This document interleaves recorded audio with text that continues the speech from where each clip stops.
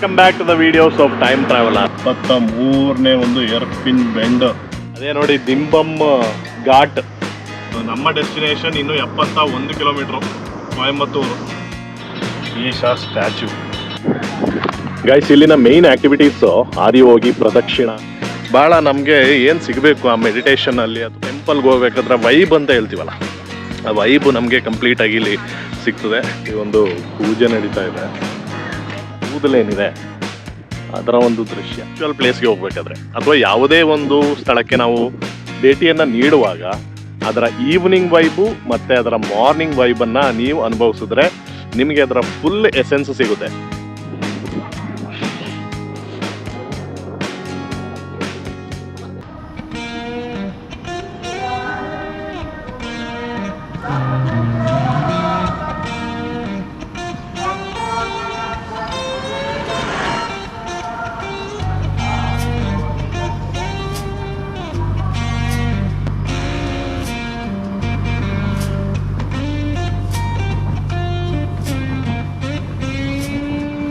Morning comes too early, hands already warm,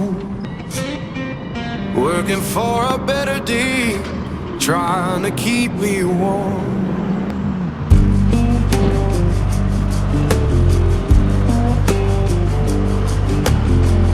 Boss man count his tally, we just count our turn.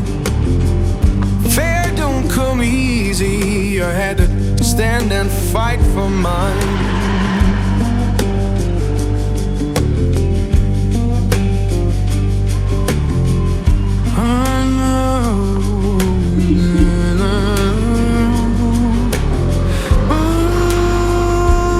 Hello everyone, welcome back to the videos of time traveller.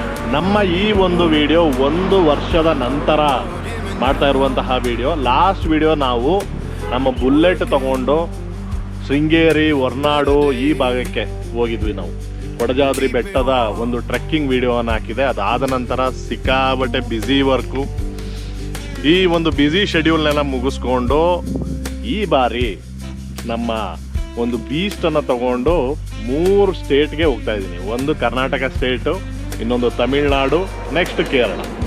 So destination ನಮ್ಮದು ಈಶಾ ಯೋಗ centre, ಕೊಯಂಬತ್ತೂರಿಗೆ ತಲುಪೋದು.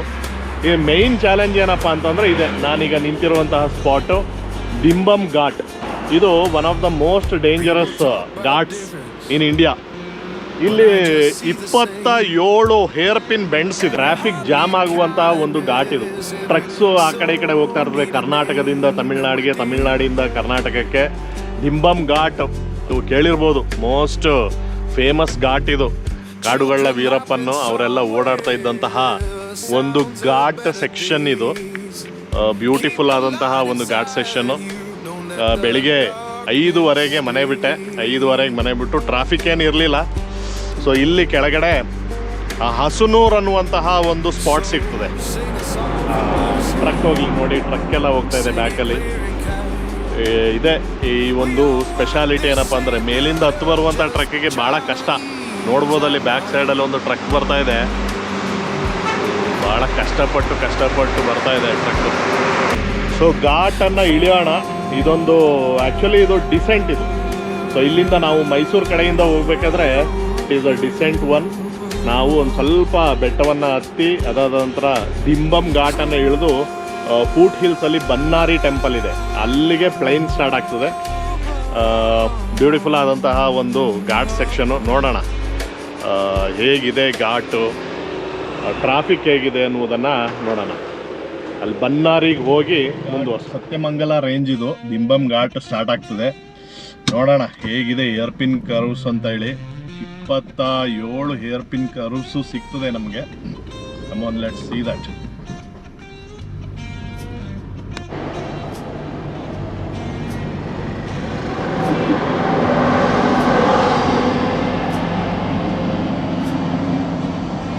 Guys, ghat start ಆಯಿತು. ಕೆಳಗಡೆ ನೋಡೋಂಗಿಲ್ಲ ಅಂತ ಒಂದು ಸಿಕ್ಕಾಬಟ್ಟೆ steep ಆಗಿರುವಂತಹ ಒಂದು ಘಾಟ್ ಇದು. Always be careful while driving this ghat. lost men So, count ಯಾವಾಗಲೂ daily. ಲೋ ಗೇರಲ್ಲಿ ಇರೋಣ. We just count our turn. Fair don't come easy. I had to stand and fight for mine.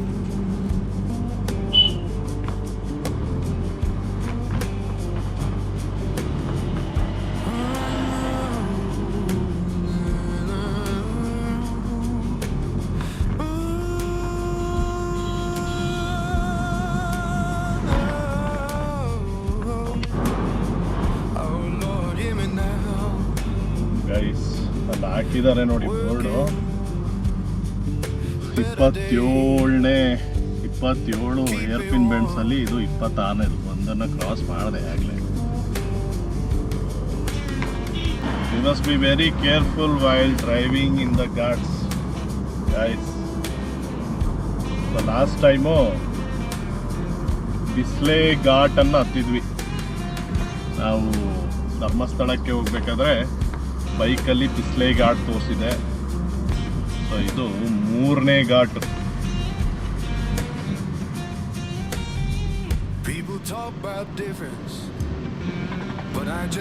ಇದು the most famous ದಿಂಬಮ್ ghat.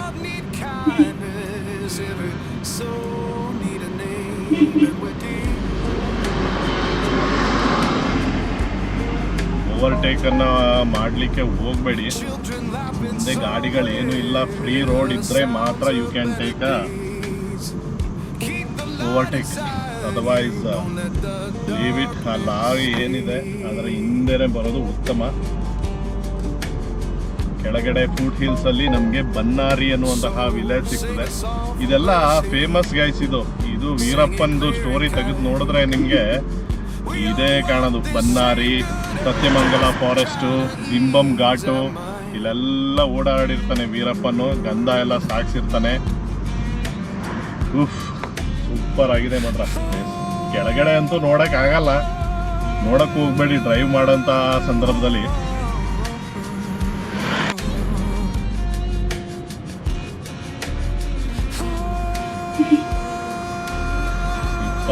ಮೂರನೇ ಒಂದು air pin bend guys. ಇದು ಯಾವಾಗಲೂ friends ಗಾಡಿಗಳು ಕೆಳಗಿಂದ ಮೇಲೆಗೆ ಬರುವಂಥ ಗಾಡಿಗಳಿಗೆ ಸ್ವಲ್ಪ ಸ್ಪೇಸ್ ಮಾಡಿ ಕೊಡಬೇಕು. That is the respect.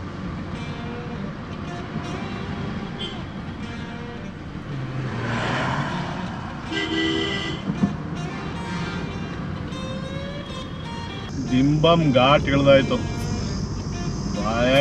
ಭಯಂಕರ ಘಾಟು ಗೈಸ್ ಇದು ಮಾತ್ರ.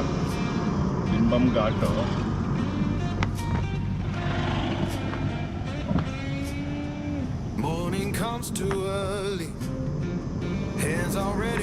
ಗೈಸ್. ಹಾಗೆ ಅಲ್ಲಿ ಕಾಣಿಸ್ತಾ ಇದೆಯಲ್ಲ, ಅಲ್ಲಿ ಬ್ಯಾಕ್ ಗ್ರೌಂಡ್ ಅಲ್ಲಿ ಕಾಣಿಸ್ತಾ ಇದೆ, ಅದೇ ನೋಡಿ ದಿಂಬಮ್ ಘಾಟ್. ಸತ್ಯಮಂಗಲಂ ರೇಂಜ್ ಅಲ್ಲಿ ಬರುವಂತಹ ದಿಂಬಮ್ ಘಾಟ್. ಅದು ಭಯಂಕರ ಕಾಲು ನೋವಾಯ್ತು ಗೈಸ್. ಬ್ರೇಕ್ನ ಒದ್ದು ಕಾಲು ಮಸಲ್ಸೇ ಒಂಥರ ಹಿಡ್ದಂಗೆ ಆಗ್ಬಿಡ್ತು. Beautiful and nice experience. So ನಾವು ಇಲ್ಲಿ ಈ ಘಾಟನ್ನು ಇಳಿದು ಬರುವಾಗ ನಮಗೆ ಸಿಗುವಂಥದ್ದೇ ಈ ಬನ್ನಾರಿ ಅಮ್ಮನ್ ಟೆಂಪಲ್.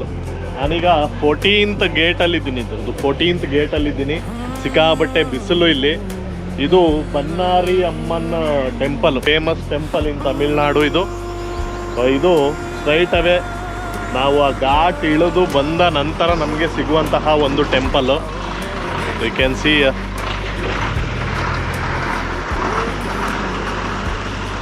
ನಮಗೆ ಅಲ್ಲಿ ಬ್ಯಾಕ್ ಗ್ರೌಂಡಲ್ಲಿ ಕಾಣಿಸ್ತಾ ಇದೆ guys. Mettupalayam 46 kilometre, Bhavani Sagar dam 12 kilometre, Coimbatore 71 kilometre. ನಾವಿನ್ನೂ 71 ಕಿಲೋಮೀಟ್ರ್ ಹೋಗಬೇಕು ಗೈಸ್ ಕೊಯಂಬತ್ತೂರಿಗೆ. ನಮ್ಮ ಇವತ್ತಿನ ಒಂದು ಡೆಸ್ಟಿನೇಷನ್ ಬಂದು ಈಶಾ ಯೋಗ ಸೆಂಟರು. ಅಲ್ಲಿಗೆ ತಲುಪಲಿಕ್ಕೆ ನಮಗೆ ಇನ್ನೂ 71 ಕಿಲೋಮೀಟ್ರ್ ಹೋಗಬೇಕು. ಸಿಕ್ಕಾಬಟ್ಟೆ ಸೆಕೆ ಸ್ಟಾರ್ಟ್ ಆಯಿತು. ನಾವು ಆ ಘಾಟ್ ಇಳಿದ ನಂತರ ನಮಗೆ ಸಿಕ್ಕಾಬಟ್ಟೆ ಸೆಕೆ ಸ್ಟಾರ್ಟ್ ಆಯಿತು. ಅಲ್ಲಿ ಗಂಟ ಸ್ವಲ್ಪ ಕೋಲ್ಡ್ ಇತ್ತು.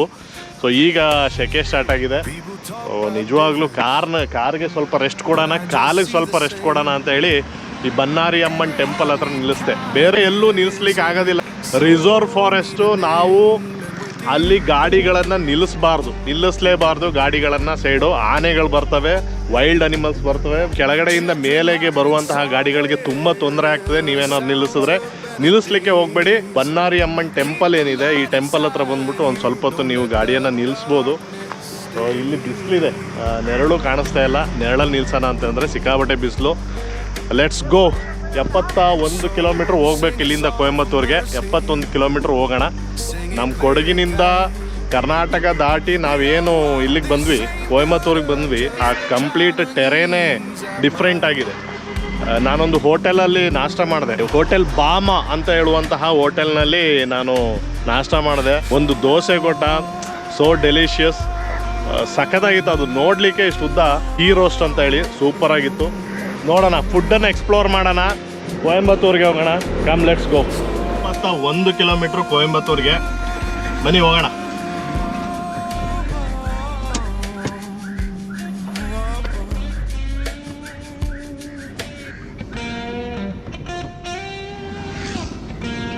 ಇಲ್ಲಿ ಬೋರ್ಡ್ ಕಾಣಿಸ್ತಾ ಇದೆ 71 ಕಿಲೋಮೀಟ್ರ್ ಅಂತ ಹೇಳಿ. ಮೇಟುಪಾಳ್ಯಂಗೆ 46 ಕಿಲೋಮೀಟ್ರು. ಭವಾನಿ ಸಾಗರ್ ಅಣೆಕಟ್ಟು ಸಿಗ್ತದೆ ಇಲ್ಲಿಂದ. ನಮ್ಮ ಡೆಸ್ಟಿನೇಷನ್ ಇನ್ನು 71 kilometre, Coimbatore. Morning comes too early, hands already warm, working for a better day, trying to keep me warm.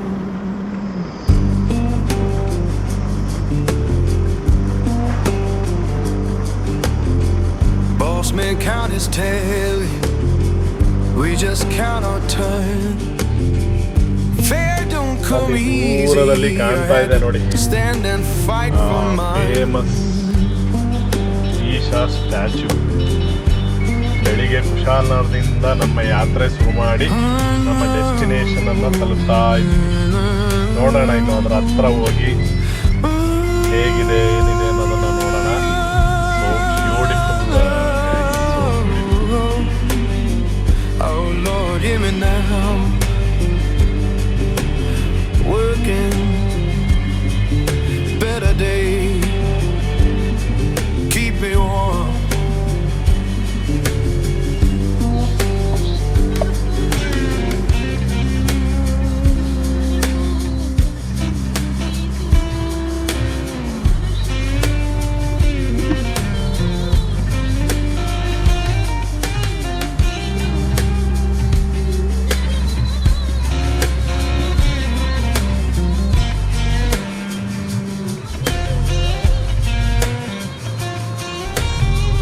People talk about difference, but I just see the same.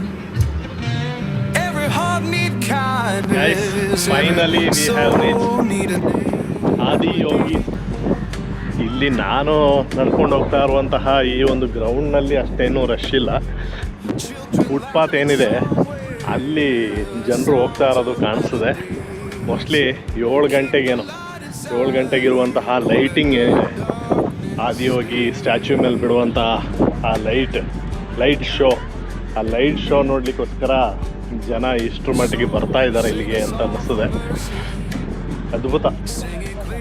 ಇಲ್ಲಿ ಈ ಒಂದು ಪ್ಲೇಸೇ ಒಂದು ಮೆಸ್ಮರೈಸಿಂಗ್ ಫೀಲ್ ತರ್ತದೆ, ಒಂದು vibe ತರ್ತದೆ. ಇಲ್ಲಿ divinity ತರ್ತದೆ. ಆ ಒಂದು ಸುತ್ತ ಇರುವಂತಹ ಬೆಳ್ಳಯ್ಯನಗಿರಿ ಏನಿದೆ ಆ ಬೆಟ್ಟ, ಅದನ್ನು ಕಣ್ಣು ತುಂಬಿಕೊಳ್ಳೋದೇ ಒಂದು ಅದ್ಭುತವಾದಂತಹ ಒಂದು ಅನುಭವ. ದೀಪಾವಳಿಗೇನೋ ಬೆಳ್ಳಯ್ಯನಗಿರಿಗೆ ಜನ ಹತ್ತಿ ಆ ಕಡೆ ಶಿವನದು ಒಂದು ಟೆಂಪಲ್ ಇದೆಯಂತೆ, ಶಿವಲಿಂಗ ಇದೆಯಂತೆ, ಅಲ್ಲಿಗೆ ಹೋಗಿ ಶಿವನನ್ನು ದರ್ಶನ ಮಾಡಿ ಬರ್ತಾರೆ ಭಕ್ತಾದಿಗಳು.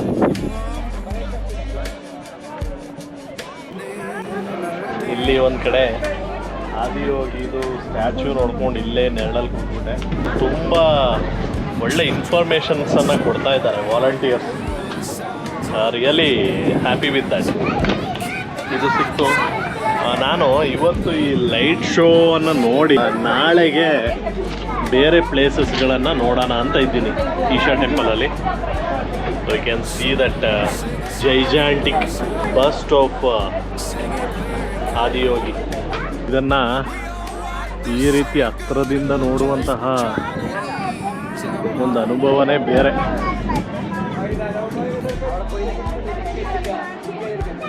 ಯಾವುದರಿಂದ ಮಾಡಿದ್ದಾರೆ ಅಂತ ಹೇಳಿ ನೋಡ್ತಾ ಇದ್ದೀನಿ. ಸಿಮೆಂಟಾ ಅಥವಾ ಬೇರೆ ಏನಾದರೂ ಮೆಟೀರಿಯಲ್ ಅಂತೇಳಿ.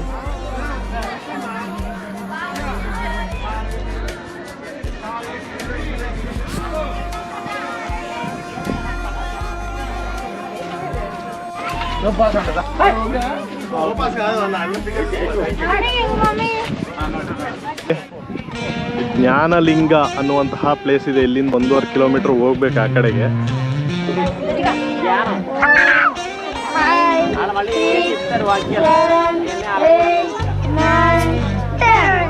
3 ಜನ ಲಿಟಲ್ ಫ್ರೆಂಡ್ಸ್ ಸಿಕ್ಕಿದ್ರು, ತಮಿಳ್ನಾಡು ಬಾಯ್ಸು. ಫಸ್ಟ್ ನೇಮ್ ಏನ ಪೇರು? ದೀಪಕ್ ಮತ್ತು ರೋಹಿತ್ ಕುಮಾರ್. ಮತ್ತು ಇವನ ಹೆಸರು ಭಾಳ ಸ್ಪೆಷಲ್ ಆಗಿದೆ ಗೈಸ್, ತಮಿಳ್ನಾಡು ಮಕ್ಕಳು. ಇಸೈ ತಮಿಳನ್ ಅಂತ ಹೇಳಿ ಭಾಳ ಖುಷಿ ಆಯಿತು ಈ ಒಂದು ಹೆಸರು ಕೇಳಿ, ಇಸೈ ತಮಿಳನ್ ಅಂತೇಳಿ. ಸೊ ತಮಿಳ್ನಾಡಲ್ಲಿ most of the names are like this. ತಮಿಳಿಗೆ ರಿಲೇಟೆಡ್ ಆಗಿರುವಂತಹ ಹೆಸರುಗಳೇ ಇರ್ತವೆ. ಇಸೈ ತಮಿಳನ್ ಜೊತೆ ಮಾತಾಡ್ತಾ ಕೂತಿದ್ದೀನಿ. 7:30 ಗಂಟೆ ಟೈಮ್ ಪಾಸ್ ಮಾಡಬೇಕಲ್ಲ. 7:30 ಗಂಟೆ ಲೈಟ್ ಸ್ಟಾರ್ಟ್ ಆಗೋ ತನಕ ಇವ್ರ ಜೊತೆ. Good evening everyone. ಬೆಳಿಗ್ಗೆ ಪ್ರಾರಂಭ ಮಾಡಿದಂತಹ ಯಾತ್ರೆ ಕುಶಾಲನಗರದಿಂದ ವಯಾ ದಿಂಬಮ್ ಘಾಟನ್ನು ದಾಟಿ ಸತ್ಯಮಂಗಲಂ ದಾಟಿ ಕೋಯಂಬತ್ತೂರು ಟೌನ್ನಲ್ಲಿರುವಂತಹ ಈಶಾ ಟೆಂಪಲ್ಗೆ ಬಂದು ರೀಚ್ ಆದೆ. ಸಿಕ್ಕಾಬಟ್ಟೆ ವೈಬ್ ಗೈಸ್. ಎಲ್ಲಿಂದ ಜನ, ಎಷ್ಟು ಜನಸಾಗರ ಎಲ್ಲಿಂದ ಹರಿದು ಬರ್ತಾ ಇದೆ ಅಂತ ನನಗಂತೂ ಗೊತ್ತಾಗ್ತಾ ಇಲ್ಲ. ಸಿಕ್ಕಾಬಟ್ಟೆ ಜನರು, ಎಷ್ಟು ಲಕ್ಷ ಜನ ಬಂದರೂ ಅಕಾಮಡೇಟ್ ಮಾಡಲಿಕ್ಕೆ ಇರುವಂತಹ ಒಂದು ಗ್ರೌಂಡ್ ಇದೆ.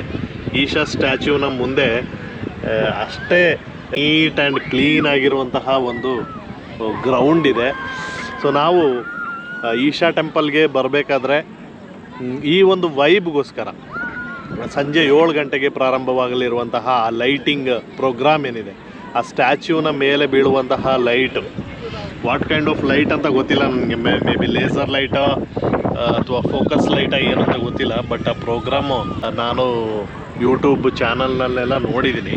ಆದರೆ ಚಾನಲ್ನಲ್ಲಿ ನೋಡೋದಕ್ಕಿಂತ ಡೈರೆಕ್ಟಾಗಿ ಈ ರೀತಿ ಈಶಾ ಸ್ಟ್ಯಾಚ್ಯೂನ ಮುಂದೆ sitting just in front of Isha statue, ಆ ಒಂದು ಆದಿಯೋಗಿ ಸ್ಟ್ಯಾಚ್ಯೂನ ಮುಂದೆ ಕೂತ್ಕೊಂಡು ನಾವು ಅದನ್ನು ವೀಕ್ಷಣೆ ಮಾಡುವಾಗ ಸಿಗುವಂತಹ ಆ ಫೀಲ್ ಇದೆ, ಆ ವೈಬ್ ಇದೆಯಲ್ಲ, ಅದು ಈಗಲೇ ನನಗೆ ಅದು I am just undergoing that. ಆ ಬ್ಯಾಕ್ಗ್ರೌಂಡ್ನಲ್ಲಿ ಬರುವಂತಹ ನಮ್ಮ ಸದ್ಗುರುರವರ ವಾಯ್ಸ್ ಓವರು ಕೇಳಿದಾಗಲೇ ಒಂಥರ ಮೈ ಅಂತದೆ. ಸಿಕ್ಕಾಬಟ್ಟೆ ವೆದರ್ ಅಂತೂ ಬ್ಯೂಟಿಫುಲ್ ಗೈಸ್. ವೆದರ್ ಅಂತೂ ಸಿಕ್ಕಾಬಟ್ಟೆ ಸಖತ್ತಾಗಿದೆ ವೆದರು. ಬ್ಯಾಕ್ಗ್ರೌಂಡಲ್ಲಿ ನಾವು ನೋಡ್ಬೋದು ಜನಸಾಗರ ಅಂತ ಹೇಳ್ಬೋದು. ಜನಸಾಗರ ಫುಲ್ಲು ಜನರು waiting for that lighting programme. ಆ ಲೈಟಿಂಗ್ ಪ್ರೋಗ್ರಾಮು ಹೇಗಿದೆ ಅಂತ ನೋಡೋಣ. ನಾವು ಯೂಟ್ಯೂಬ್ನಲ್ಲಿ, ಇನ್ಸ್ಟಾಗ್ರಾಮ್ನಲ್ಲಿ ನೋಡುವಂತಹ ವೈಬ್ ಅಲ್ಲ. ನಾವು ಡೈರೆಕ್ಟಾಗಿ ಅದನ್ನು ಇಲ್ಲಿ ಬಂದು ಅದನ್ನು ಅನುಭವಿಸೋದಿದೆಯಲ್ಲ, ಅದು ಸಿಕ್ಕಾಬಟ್ಟೆ. ನನಗೆ ಇನ್ನೂ ಆ ಲೈಟಿಂಗ್ ಪ್ರಾರಂಭನೇ ಆಗಲಿಲ್ಲ, ಆದರೆ ಆ ಒಂದು ಫೀಲ್ ನನಗೆ ವೈಬ್ ಸಿಗ್ತಾ ಇದೆ. ನಾವು ನೋಡಿ, ಇಷ್ಟು ಜನರನ್ನು ಒಟ್ಟಾಗಿ ನಾವು ಯಾವಾಗಲೂ ನೋಡೋದಿಲ್ಲ. ಇಷ್ಟು ಜನರನ್ನು, ಈ ಜನಸಾಗರವನ್ನು ನೋಡಬೇಕಾದ್ರೆ ಸಿಗುವಂತಹ ನಮಗೆ ಸಿಗುವಂತಹ ಎನರ್ಜಿ ಇದೆಯಲ್ಲ, ಸಿಕ್ಕಾಬಟ್ಟೆ ಬ್ಯೂಟಿಫುಲ್. ಅದರಲ್ಲೂ ಇಂಥ ಒಂದು ಆ್ಯಂಬಿಯನ್ಸು. ಮುಂದೆ ನಮ್ಮ ಈಶಾ ಒಂದು ಸ್ಟ್ಯಾಚ್ಯೂ ಇದೆ, ಆದಿಯೋಗಿ ಸ್ಟ್ಯಾಚ್ಯೂ ಇದೆ. ಸುತ್ತ ಬೆಳ್ಳಯನಗಿರಿ, ಆ ಒಂದು ಮೌಂಟೇನ್ ರೇಂಜಸ್ ಇದೆ. ಮೌಂಟೇನ್ ರೇಂಜಸ್ ಅಂತಂದರೆ ಅದು ಸಾಧಾರಣ ಅಲ್ಲ. ಸಾಧಾರಣ ನಾವು ಫೋಟೋಗ್ರಫಿಯಲ್ಲಿ ನೋಡುವಂಥದ್ದಲ್ಲ. ಅಲ್ಲಿ ನೋಡಿ, ಅಲ್ಲಿ ತೋರಿಸ್ತೀನಿ ಇಲ್ಲಿ. ಅಲ್ಲಿ ನೋಡಿ, ಆ ಒಂದು ಮೌಂಟೇನ್, ಬೆಳ್ಳಯ್ಯನಗಿರಿ ಮೌಂಟೇನ್ ಏನಿದೆ, ಆ ಮೌಂಟೇನ್ಸು ಕಂಪ್ಲೀಟಾಗಿ ಇದರ ರೌಂಡು ಅಲ್ಲಿ ನೋಡಿ. ಅಲ್ಲಿ ಈ ನಮ್ಮ ಆದಿಯೋಗಿ ಸ್ಟ್ಯಾಚ್ಯೂ ಕಾಣಿಸ್ತಿದೆ. ಅದರ ಸುತ್ತ ಈ ಬೆಳ್ಳಯ್ಯನಗಿರಿ, ಈ ಮೌಂಟೇನ್ಸ್ ಏನಿದೆ, ಮೌಂಟೇನ್ ರೇಂಜಸ್ಸು ಕವರ್ ಆಗಿರೋ ರೀತಿಯಲ್ಲಿ ನಮಗೆ ಕಾಣಿಸ್ತದೆ. ಅದೇ ರೀತಿಯಲ್ಲಿ ಅದರ ಮೇಲಿಂದ ಕ್ಲೌಡ್ಸ್ ಏನು ಕೆಳಗಡೆ ಇಳಿದು ಬರ್ತಾ ಇದೆ, ಅದು ಕಂಪ್ಲೀಟ್ಲಿ ಮ್ಯಾಜಿಕಲ್. ಅದು ಗಾಳಿ ಒಂದು ಕಡೆ ವೈಬು ನೋಡೋಣ.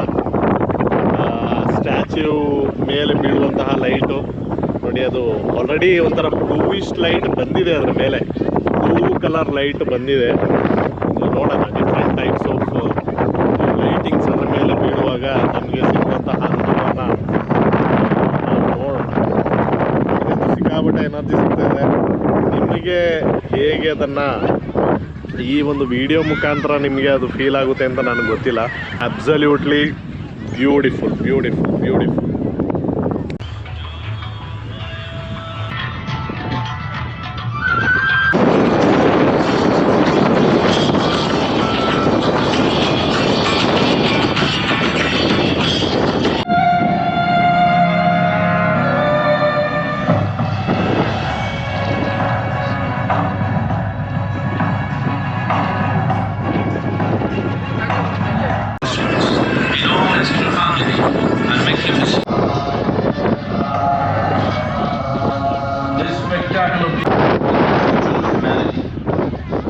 தரிசனம் செய்யாதவர்கள் இப்பொழுது தரிசிக்கலாம்.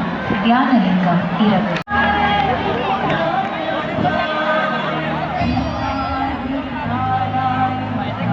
That is the end of the show.